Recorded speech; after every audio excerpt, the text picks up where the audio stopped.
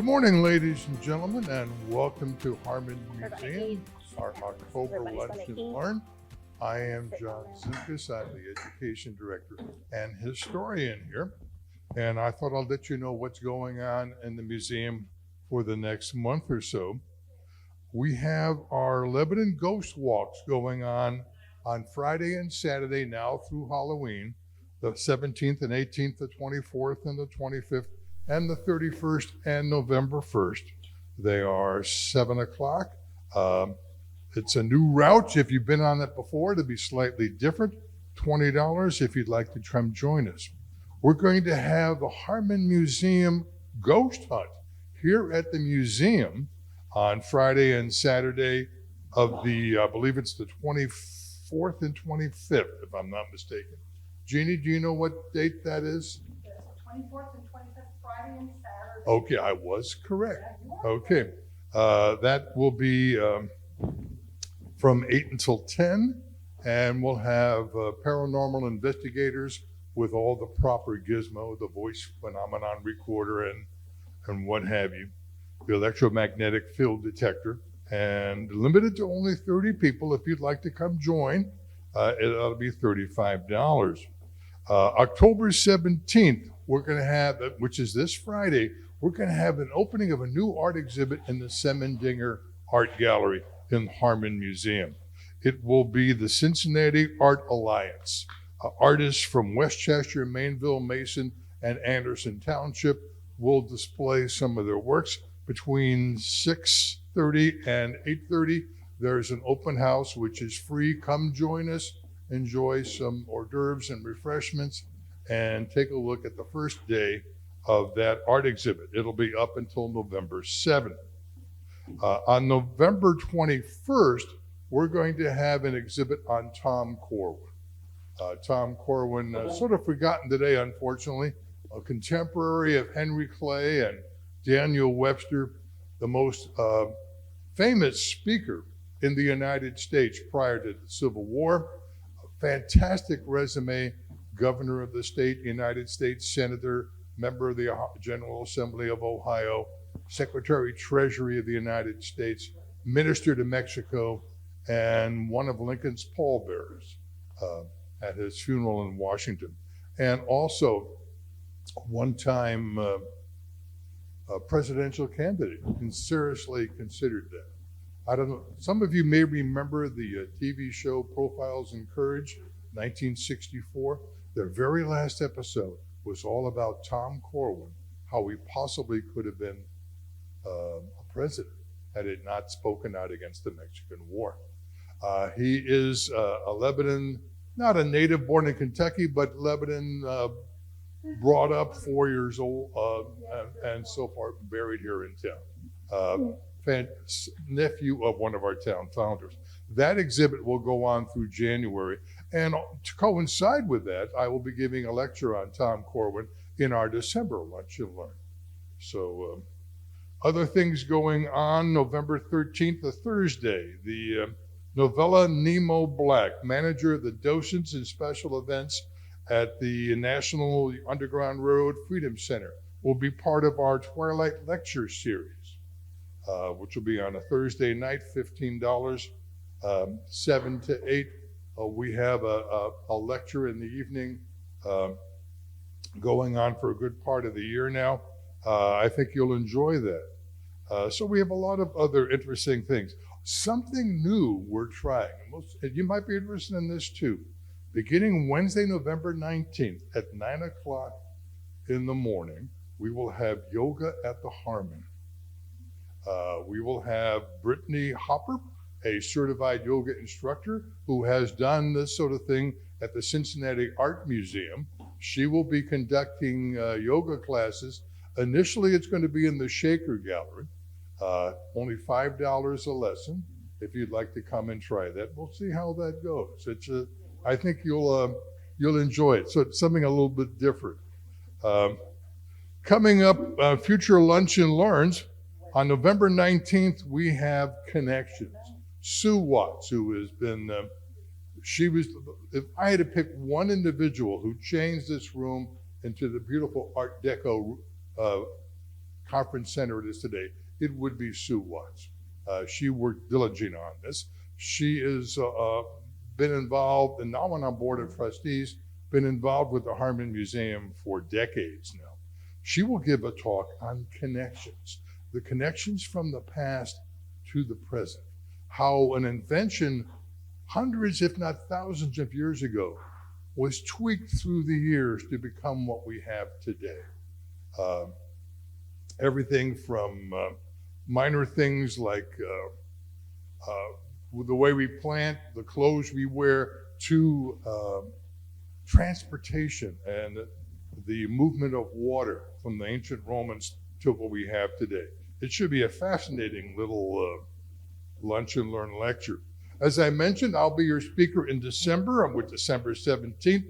January 21st, Ormsey McKnight Mitchell.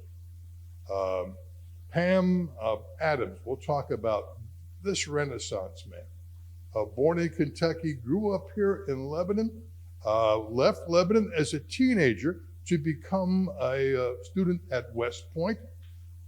Graduated at age 19, stayed at West Point to become a mathematics instructor. Then he helped plan the Little Miami Railway. He helped establish the Cincinnati Observatory, and he fought during the Civil War. Fascinating man.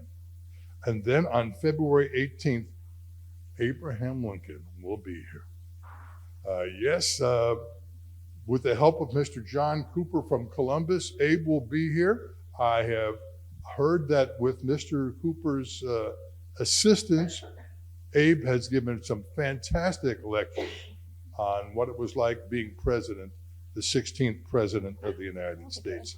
And that'll be on February 18th. So we have a lot of exciting things coming up at the Harmon Museum. Hopefully you will all be able to join us again for those. And we will have our speaker in just a little bit. Welcome once again, ladies and gentlemen, to the Harmon Museum's Lunch and Learn for October. I'm John Zimkus, the Education Director and Historian here. Our speaker today is Linda Martin. What brought Linda Martin to our attention here at the Harmon Museum, believe it or not, was trombones. Our Jeannie Doan, our assistant director, our curator, and a person with dozens of other job titles. Every time we find her something to do, she gets another title so she can do it. But her husband is an active member in the Bones of Cincinnatus. The trombone, no, it's not a quartet. It was as many as 25 people and as little as 5. But they've been here before. Some of you may have enjoyed them. But Jeannie told me once that the sister of the wife of another trombonist, Jane Coyle, her sister collects Halloween artifacts and has been collecting them for years. And so I contacted Linda, and unfortunately it was, I believe, in the fall of 2020. I mean, things were shut down for COVID. So we tried to have a virtual lunch and learn. It looked good, but the recording didn't come out. So eventually we had her. And then and shortly after that, we had a Valentine's one, and then a Christmas one, and then an Easter one. But then I thought, well, after 5 years, it's time to bring Halloween back. And I must tell you, looking at these things, I think some of these are new old things, which I haven't seen before. Yeah, most of it is new today here. I didn't bring much of my past. Okay, so even those of you who may have seen her talk about her Halloween artifacts, this is something new and exciting. She has a fascinating collection going back 100 years or more. She knows her stuff, and if you have any Halloween decorations from the past you don't want, that's the person. That's right. Come see me. Ladies and gentlemen, my great pleasure, Linda Martin. Thank you, John. Thank you. That was kind. Well, good morning. We're still morning, yes. For those of you that don't know me, or this is your first time that you've come, like he said, I'm an avid Halloween collector. I'm a Christmas collector, Easter collector, Valentine, patriotic, lipstick holders, perfume bottles. It goes on and on and on. So I have a lot of collections that I like to pick up while we're out shopping. I started Halloween with these two noisemakers many years ago, like in 1996. I was at a antique show at the Dayton Mall, and they had these. I think they were $5. And my husband said, you ought to pick those up. You really like that stuff. So this is what started it. These two little metal noisemakers that I still own, that I put out every year to remind me where this has taken me to. It's getting harder and harder for me to find any type of holiday, anything out at flea markets we walk, antique shows, holiday shows, anything. Many times it's 5:30 in the morning, it's dark, but we have to be the first ones there if you're going to get it. Because if you're not there, the dealers would have already purchased it the day before. So we go very early, sometimes not so good for me, but and also then we travel to different places to get things, not just always Halloween. I do have two really good friends that are dealers. They do pick up Halloween and I purchase it from them, which makes it a lot easier. They get it, I buy it. So that's worked out really well over the years too. So welcome to the Lunch and Learn Halloween party. All of these things would have helped you have a successful Halloween party at your house for your kids. There were three major companies that produced Halloween items of paper. It was Beistel, and they were from Pennsylvania. It was Denison, that was from Massachusetts, and our own Ohio one was Gibson, that was based in Cincinnati. So those things were close to us, but not always so prevalent. Also, with all of this, it would have been thrown away. If you had a Halloween party at your house, you probably, after the party was over, you might have kept 2 or 3 plates that were left over, or cups. But if you didn't throw it away, you put it in a box and then probably was forgotten, which is to my benefit. So if anybody has grandma's closet or anything, sometimes you could find it there. So we're going to go through this little section of items that I brought today, thinking I wanted a little theme rather than just bring numerous others. So most of it runs from the 1920s, but most of it is in the late 40s and the 50s, and maybe you can remember some of that yourself. So if anybody has a fun story about a costume or something that you had, let me know, we'll talk about it.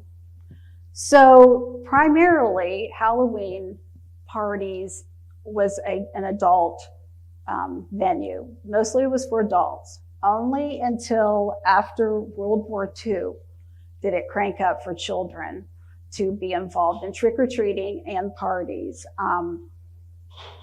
During the war, of course, there was sugar rationing, so that stopped a lot of the candy that was made at the time.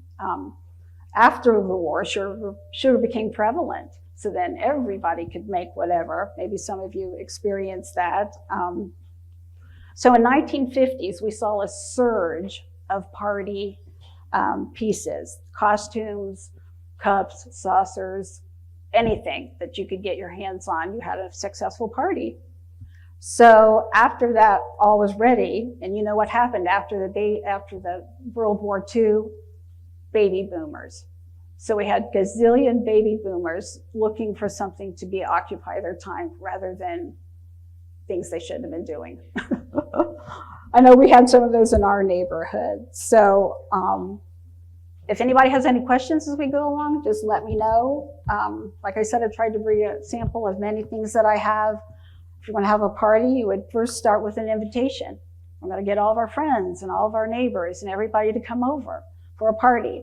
All these are different types of invitations. I like it when they have the date, and rarely do they ever have the year. So, but you can kind of date it by how they look. I've kind of brought a variety. This particular one here, I was in the 4th grade and my friend had a Halloween party. So I still had that. So I thought, oh, maybe that's an omen then for me to start collecting Halloween. So those are all different time periods, all different sizes, really sought after because there was more of these because you could throw them in a drawer or bulletin board girls would put them on. So those are always a really good thing to find, little paper things I love.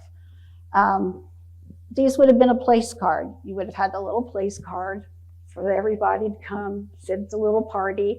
This box and this other box here are from 1920. These are some of my oldest pieces that I own. Great boxes, great to find it in boxes still. I've had those a long time. I did bring in this particular one, I brought the actual invitation. So it was just pretty, just black and orange, nothing else, but it opened up to this great witch inside. You would have filled that out. So that's a really, really interesting invitation other than those. This would have been, once you start to plan your party, how do you want to have? What do you want to do? All of these little booklets helped us to determine what we wanted to do with the party. Told you how to get food, how to have games. I particularly like the World War, the victory ones, because I love that victory. They're just little pamphlets that opened up and it tells you how to run a successful party. So they would have, I think these survived because Mom probably put them in a recipe box. But they had a lot of cool graphics, a lot of interesting things on them. Plus it was victory, which I love that time frame. So different ones, if you can take a look at them, different types how to make certain candy or popcorn balls or whatever else. Pardon me. So then once we have our party invitations out, we start to plan our party. These were booklets and things that would help you plan food. This is one of my favorites. I've had it a long time. Maybe everybody wants donuts for the party, so don't forget the donuts. This was the old 7-Up ad. It would have come in, it was a store display, it would have come in the top of a bottle. So this is a really great piece. I like a lot of advertising. So that would have stuck down in the bottle and you would have bought 7-Up for your party. Everybody that has Halloween collection has this box. I mean, everybody, because everybody kept these. Everybody would keep your cookie cutters in a box. So everybody kept them. It even has an interesting box inside where the cookie cutters are. But they must have made a bazillion of these because they are everywhere and they have a really cool graphic on the box itself. And they would have kept everything organized for you. This particular thing, if you made a cake for your party, this would have been a cake decoration. So this would have said on probably your 2-layer cake. So this is the original. I have 3 of these, but this one I love so much. So yeah, you would have just, isn't that cool? Yeah, plastic. So you probably would have held on to that. These were cupcakes. If you made cupcakes for your party, these would have been picks that you would have had and put in your cupcakes. This is an original card, original pieces that went in this. I've had this a very long time, one of my favorites. So you have cupcakes, so you have these cupcakes. There is 49 cents. So that's a really cute thing. It's hard to get them with all the pieces in them. Sometimes you see them broke.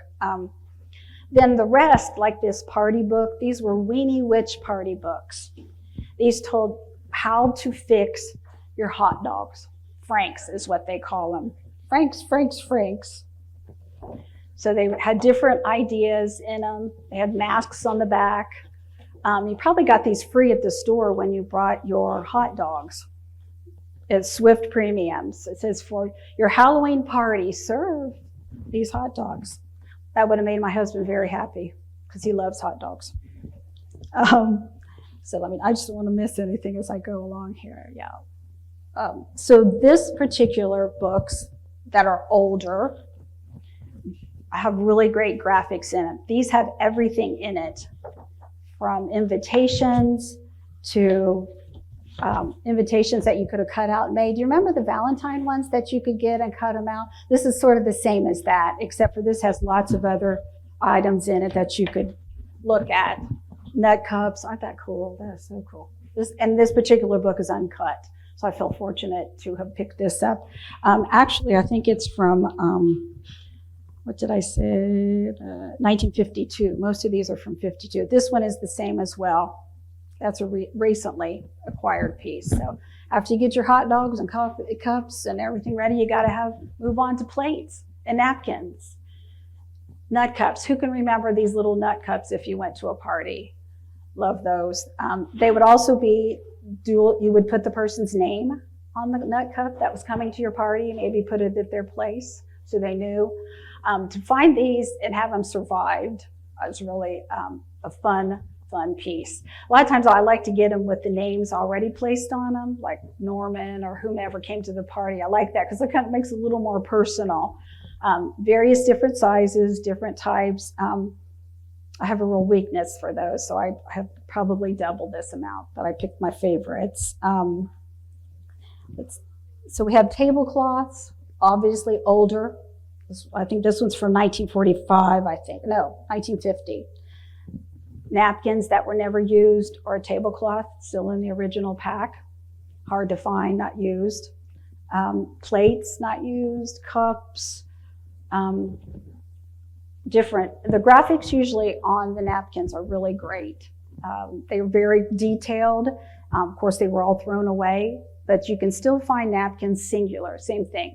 Somebody had a 3 in a pack left, 5 in a pack left, so they kept them. They usually have really great graphics with the orange and scary, but not gory. So I like those too. These were place cards and your napkin. So you would have had this in place on your table. It had a little napkin in it, would have had whoever's name would be at the bottom of that you had invited. So to find them with a good shape as this, they usually have cupcake stains on them or something spilled on them. This is one of my favorite because I like cats so much. This is original napkin to this particular one. So I always like those too. So my husband gave this to me for Christmas a couple of years. Signs like this are really hard to find because they would have been just thrown away, like I said. But this one I loved so much, to get your refreshments this way, party this way. That's one of the few things I brought from what I have out at my house is a collection. Let's make sure I don't miss anything. Nope. This is from the 1930s. This particular sign is from the 30s. Luckily, I have a book. You wonder how I know all these and dates. There's a book about this thick. I should have brought it. Mark Ledenbach. He lives in California. He's like the king of Halloween. I think he has everything, but he does do a blog that says this sold or what, and he has a lot of interesting, a whole book. So I can look through that and go, oh, that's from the 30s, or oh, that's from the 20s, rather than sometimes just wondering. But this one's a little bit later. As you can see, it probably was beginning of the 60s, because this looks 60s, doesn't it? Yeah, with the owls, yeah. I do have some that are not in original packaging that are crepe paper, but they're very fragile and hard to get them opened. Then we'll move on to your centerpiece of your party.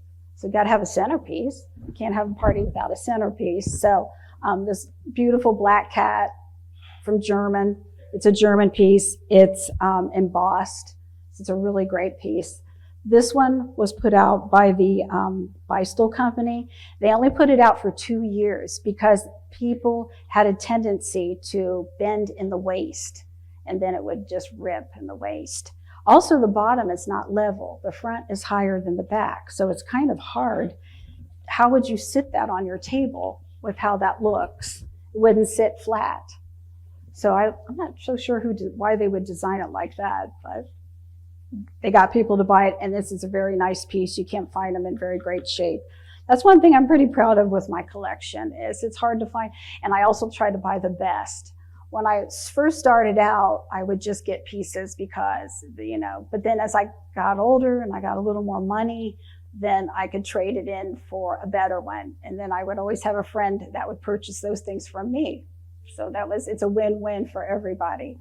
This one's a fairly new piece. I got that recently for Christmas. My husband buys me this rather than going to the mall and buy a sweater or a perfume, or I can buy that myself. So I'm always thrilled at the holiday when he buys me something. But this would have been a 4-sided fence. I only brought 2 because I only had room for that much, but it would have gone in the middle of your table, like 4-sided. She is a great thing. She's a cardboard container. You would put candy, cookies, anything in that, and put that on your table as a party decoration too.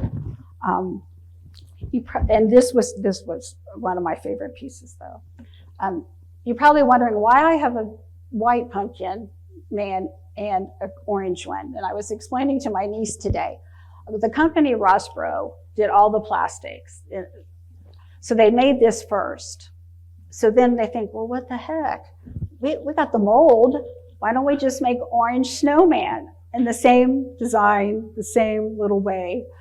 They would have had candy in them or suckers or whatever. But this was a recent acquisition for me. It does have a skull on the top, which I guess makes it official that it's actually a snowman slash with a pipe. So they did do that a lot with a lot of their particular pieces that they make, is they make them plastic. So yeah, that was one of the really cute things that I got.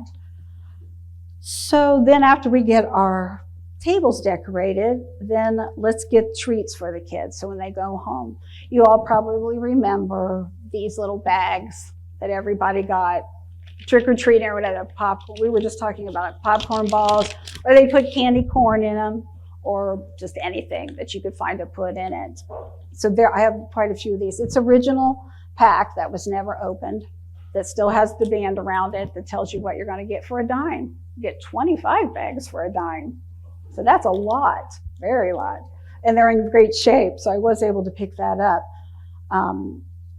This is the king of all kings of bags. If you got this bag, you are doing really well. Look how big that is, you know? You put your name on it. So I'm not sure I ever saw any like this that would have been that great, but that would hold a lot. There'd be a lot for that. So always glad to find that. So once we get all of our candy, all of our so far this way, then let's go, we're gonna play some games at our party. Various different games. Most of the games all came from Bystol, the Bystol company. Most of them were a one-time use, because once you punched it out, you couldn't really use it again. So a lot of them were thrown away. But these would have had things for you to do, or act out, or however. So you would, and a lot of them, most of them, are for fortunes. Let's tell your fortune. So lots of them were for a fortune. This is a fortune one. This Zingo was a fortune one. I think this was a fortune one too. Those two were punch outs. So they would have gotten thrown away. So everybody just threw everything away at that point. So I feel very fortunate to have picked these up over the years in great shape, not too many bends in the hats. I was showing my niece this today. This is a cute little cat. I love cats, but on the back, it's got some kind of a caterpillar. So I wonder what that was all about. You know, why would they put that on the back of the hat? They never know.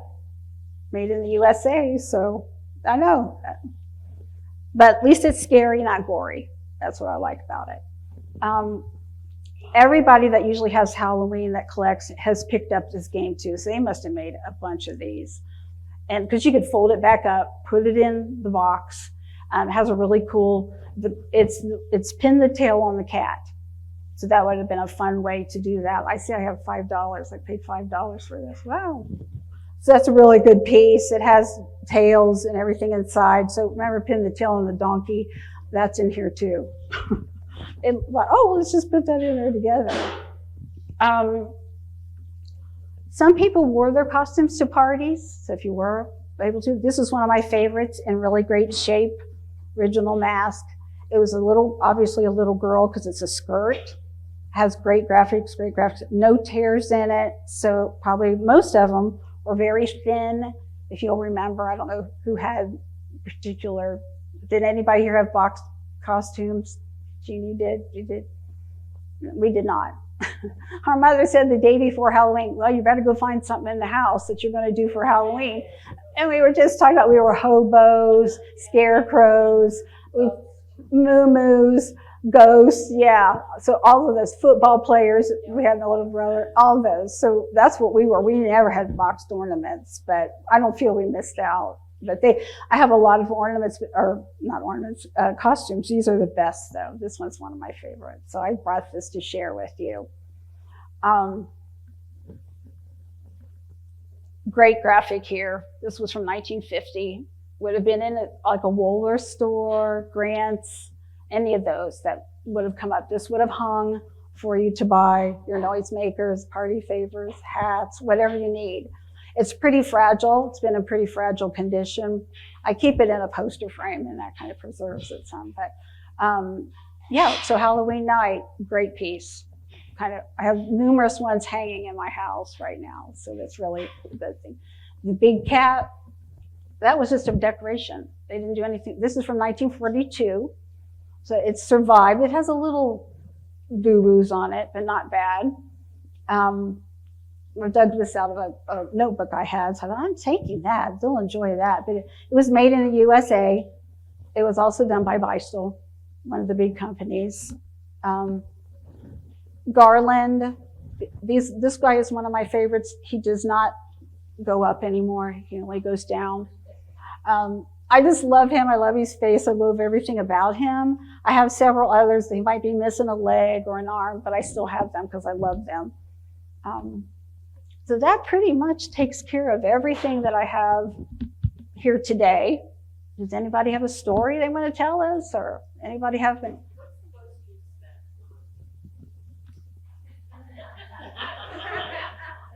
My husband gave me a piece for Christmas that I did not bring today. $900.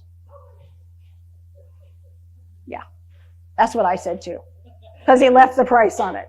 Now, I don't know if that was by mistake or whether he wanted to, but it would have been at this holiday show that we go to, which is coming up in November. So I've been saving my pennies so I can go. It's overwhelming for me. It's like a huge room with nothing but holiday dealers.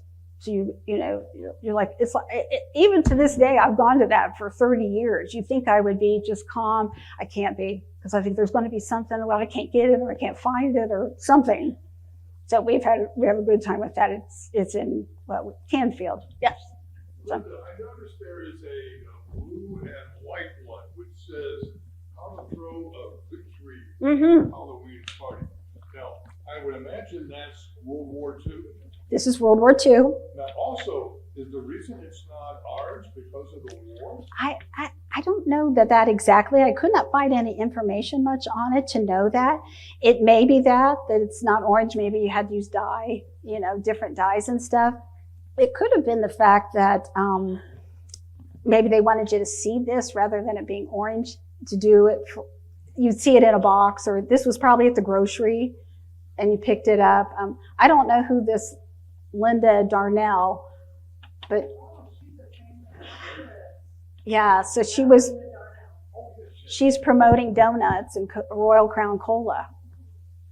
So it has a lot, it says suggestions for a teenage Halloween party, but yes, that could have been. I have not found out much. Luckily, both the two that I have picked up are not the same. And due to the fact that I love victory, time frame, I guess loving is probably the best word for victory. But this one is, I don't think there's any, same thing inside of this too. Delightful donut recipes. Now we just go to Bill's Donuts and buy them. Since it's a victory party, is it different than a regular holiday? This I would have thought that would have been for adults only at the time. But when it started listing in here the parties that you can have for teenagers, then it kind of changed my thinking a little bit on it. So, did that answer your question? Yeah, mostly recipes, and it does have servicemen on the front, so could have been at that time that they were trying to keep things happy at home,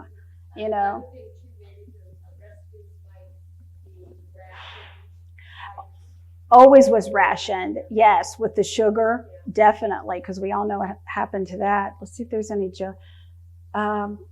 They don't list any sugar on these donuts anywhere. It's just all coffee and things like gelatin, but no sugar was listed. So, well, Halloween was an adult party up until after the war, mostly, starting in the 20s. Now, you said your husband sometimes buys you something. Yes, he does. Does he ever buy you something and he's all excited about it and you say, I already have it? That happens now, because I used to could remember everything I owned. I mean, this was probably many years ago. And I'll pick that, and I don't want to hurt his feelings or anything. And oh, okay. So it might be better than the one I have. So if that's the case, then I will go ahead and trade it out and then try to sell the other one. But yeah, that does happen. Not at that cost, though. This would be something much smaller of that he would have gotten. I had a cute story about this chicken dinners box, and I wanted to share it. I don't know if anybody remembers if I talked about this last time. Chicken dinner candy. Yeah, chicken dinner candy. It'd be like candy bars. So chicken dinner. We were walking at a flea market. My husband saw this laying on a table somewhere, and he went up and he opened it. It had a bunch of bolts and screws in it, because your dad did that. They put it in stuff. And so he said to the guy, I really don't want the bolts and screws. And the guy said, well, there's a lot of them in there. He said, I just want the box. And the guy turns to his wife, hey, honey, the guy just wants the box. He's like, he just wants to buy the box. So he said he took the bolts and threw them in a bag and handed it to him. And I think he said $10. So, you just never know. This is why we can find chicken dinner candy. To this day, this is kind of a funny piece too. It shows they drove around this little truck promoting chicken dinner candy.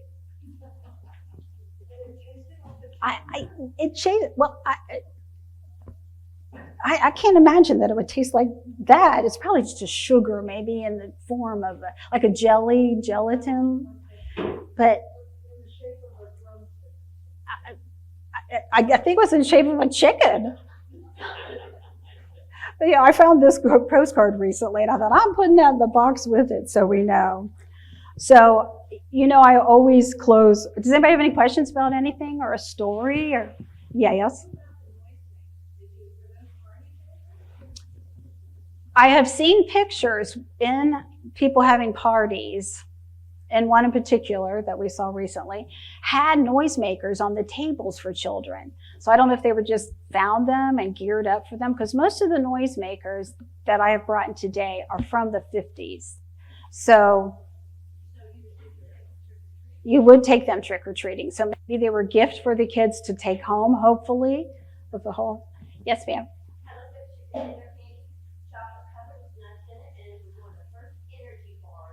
Really? Oh my gracious! Well, thank you for looking that up. Isn't that crazy? It's like, we would have bought Old Henry's or Three Musketeers or whatever. But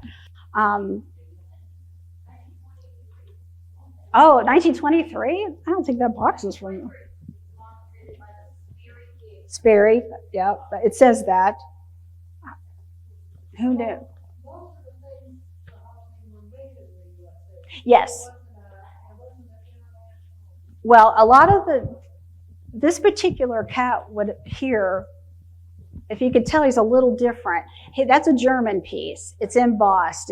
So it came out of that time frame, but it was probably shipped to the United States for that reason. But this was an older piece too. But yeah, there's a lot of German pieces. So I'm going to say this one. Did I write that down? I didn't. But this is going to be, it's probably from the 30s.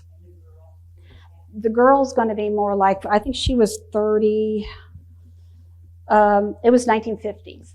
And I had a note that said it only was made 2 years due to the waistline, but it does have look how pretty she is, but look at her cat. Not the bit happy.